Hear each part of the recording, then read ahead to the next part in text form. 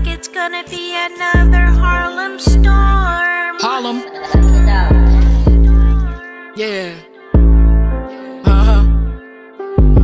Said you did it, but have you ever lived it? Say you could take a punch, but can you give it? Can you see shit and mind your business? Bullets flying, oh, that's how you living? See shit without snitching? Forget what you seen like old pictures? Can you take pain and not yell? Get your own shit in your own scale? It looks like it's gonna be another Harlem storm. Yo, Harlem Storm back again. It ain't all good, and it damn sure ain't all easy. Bringing you urban and prison stories from a female point of view. Now, when I was in Rikers Island, okay, one of the worst holding prisons, jails that I've ever been in my life, other than county jails going cross country to get to the feds. I happened to be in the hospital, the Rikers Island Hospital. And the reason I was in the hospital is because that's where they put all the crazy maniacs like me that was on drugs at the time. Okay? So, as I was there, you're in a room with like 6 inmates, okay? Let me see if I can describe this right. Like 6 inmates, but it's all enclosed in glass. And that's so the nurses could see you, okay? And monitor you at all times. Because, you know, they really don't want anybody throwing up and going into seizures and all that other kind of stuff from all the chemicals that they put into their body. And there were a lot of hoes and prostitutes there. My main hustle back in the day was basically a little tomboy, you know, in and out of apartments, you know. I was a thief, not a hoe, okay? And I would be like on fire escapes and, you know, rooftops and drilling holes in walls to get in stores, you know, camera stores in Midtown, stuff like that. You know, the technology in the old days was not like it is today. Okay, today there's cameras everywhere today. Okay, so it was easier. It was a lot easier then, you know. And also too, I mean, I did use my sexuality, you know, me and my little crew, because we were all girls, in terms of, you know, oh, these couple of guys want to go out, they want to go party, they want to screw, blah, blah. You know, we weren't thinking about that. We would think about, you know, how many bricks they had in the crib, okay, how much money they had, and where was it stashed, all right? And of course, anything else that, you know, happened to come along in the apartment, like, you know, a couple suede and leathers we could give to our man, you know what I mean?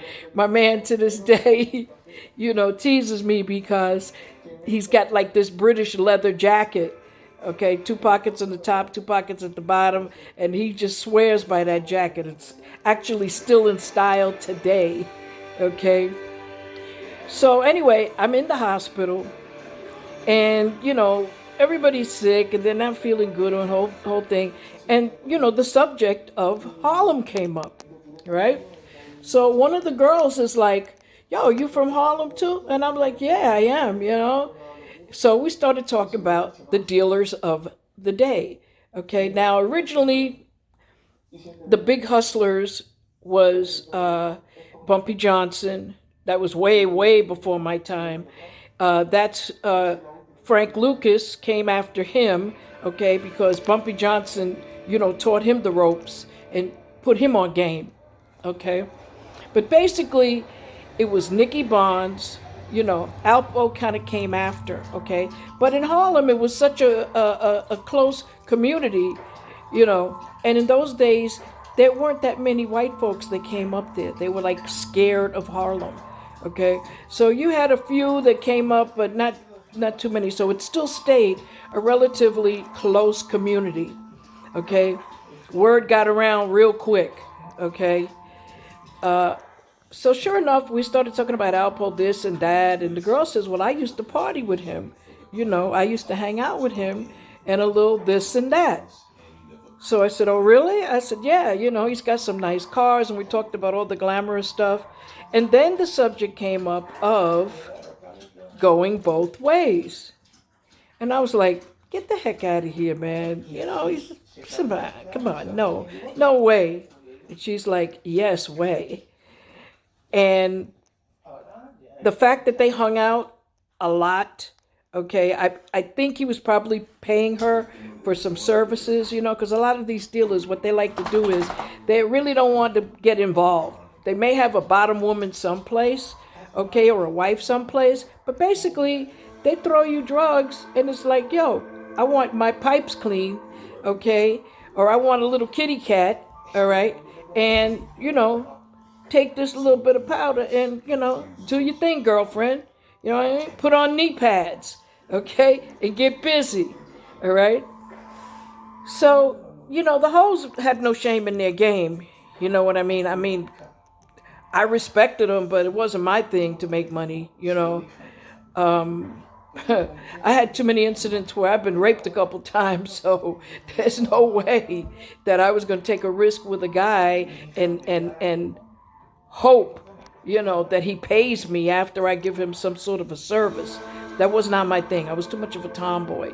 I like climbing and, knives and, all that kind of tomboy stuff, okay? One of my best friends that I grew up with happens to be gay today, and she's transgender, and she's beautiful. And, she was like a guy then, okay? And I was like such a follower. She just dragged me along, and I went, wherever she went, I went. And, we learned how to climb and get into apartments. And, that was a skill that kind of stuck with me. So the prostitute is basically telling me, I don't want to use the word hoe. The prostitute is telling me, a woman of the night was saying that she lived in the Bronx. She met Alpo at an after-hour spot, okay? Now, I don't want to mention names because I don't speak out of school, okay? And anything that somebody tells me, I look at as a rumor because I wasn't there, okay? If I didn't see something with my own eyes, then I call it a rumor. Flat and simple. That's just how I roll. I'm not going to say because, she screwed the guy, she knew what he was doing, that he was, going both ways and would do it with guys or have a threesome or have a menage a trois, or whatever. But, it's a situation where she knew him. And the reason I believe her, okay, and the only reason I believe the rumor is because we were in the hospital. She was sick. She had nothing to lose. Okay? When you got a sick junkie, all right, that's like 2.5 days, like right in the middle of their sickness, all right, they ain't going to lie to you about anything. Okay? Because they're so sick and burnt out that, if you're in a conversation, a 15, 20-minute conversation with them, they're going to pretty much tell you the truth. Okay? So that's how I look at it. But at the end of the day, it's still a rumor that Alpo went both ways. Menage a trois, champagne bottles popping, the whole bit.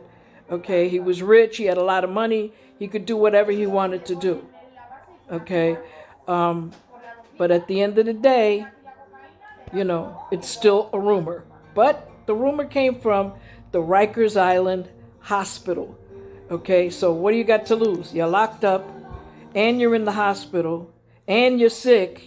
What you got to lie about? What you got to lie about? So it's up to y'all, to see it however you want to see it. But that's the little piece of information that I got. This is Harlem Storm. Until next time, hit that like and subscribe so I can bring you true game from Harlem urban stories and prison stories from a female point of view. 'Cause it ain't all good and it damn sure ain't all easy. Peace. Till next time. This is Harlem Storm. Oh, and hit that like and subscribe button, please.